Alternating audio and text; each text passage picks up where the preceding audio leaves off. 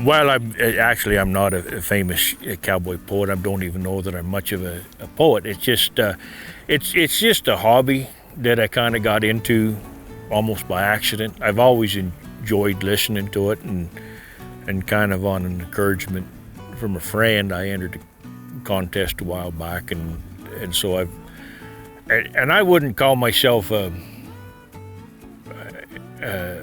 poet.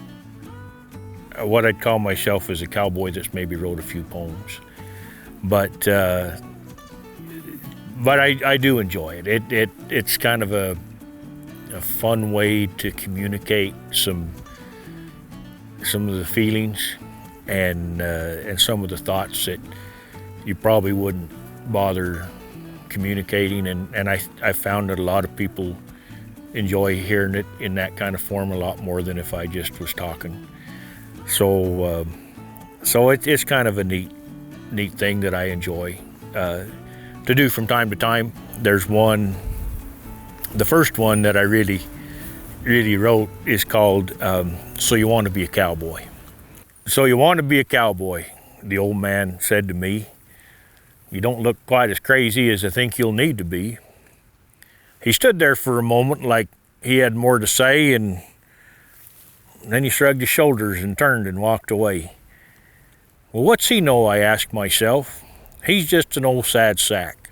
Sunsets, open range, horseback rides, what's crazy about that? Well, I hired on and soon found out my dreams was all askew. Sunsets to a cowboy's just something he works through. The open range was filled with bugs. It was dusty, dry, and hot. And the horses in the string I drew all liked to buck a lot. The cows were hard to gather. They were wild, mean, and tough. The countryside was brushy, it was rocky, steep, and rough.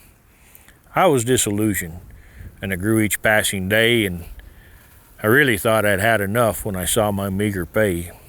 I kind of hit a low point. Reality had hit, but I couldn't walk away just now. I guess I had more try than quit. I'm not sure what kept me there. Perhaps it was my pride, but them horses seemed to settle down the more I learned to ride. The cattle seemed to calm down too as I learned more of their ways, and them sunsets seemed more beautiful after those long, hard days. I don't know exactly when my attitude had changed, but I fell in love with the vastness and the grandeur of the range.